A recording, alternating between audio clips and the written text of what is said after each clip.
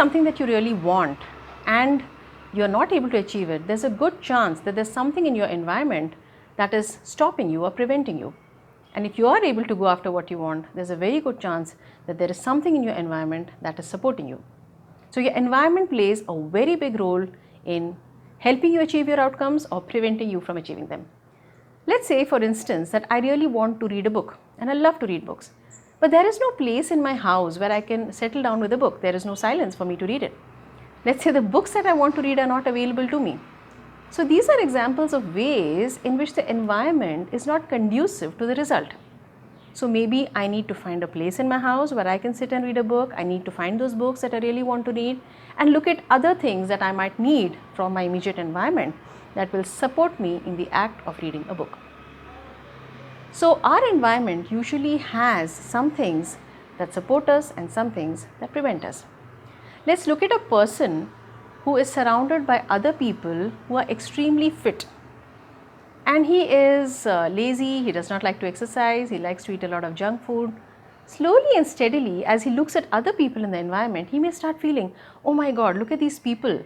They're so much into fitness. They're running, they're exercising, they're eating healthy. Let me also try to become like them. So the influence of all these people actually rubs off on this person, and it has been observed that people who are keeping this kind of company also start changing. On the other hand, if there's a person who is very much into exercising, very much into fitness and into taking care of himself, but he's surrounded by people who eat a lot of junk food. They don't really care for themselves, they don't really exercise. So on day one, this guy might actually run out there and exercise and take good care of himself. And the next day he might think, why do I need to exercise for 1 hour? Let me just exercise for 45 minutes. The next day he may think, why do I even need to exercise for 45 minutes? Maybe just 30 minutes is good enough. Let me start binge eating on these pizzas. See, everybody's eating. So you vibe with your tribe. When you keep a certain set of people around you, you start thinking, feeling and behaving like them.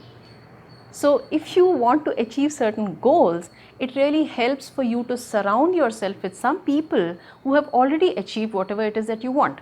So if you surround yourself with people who are hardworking, action-oriented, goal-oriented, there is a very good chance that their influence is going to rub off on you.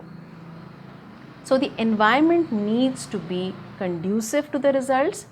If there is something that you want to achieve, surround yourself with people who believe in you and who believe in your success. Sometimes when I say this, people ask me, what do I do if my family is not supportive? What do I do if the people in my environment are not really helping me out or don't really believe in me? There is no straight answer to this. If you look at it, in our environment, there are certain things that are in our control, things that we can change. And then there are certain other things that are not in our control, like other people, how they think about us, how they feel about us. The more we focus on things that are in our control, the more the things that are not in our control start coming under our control.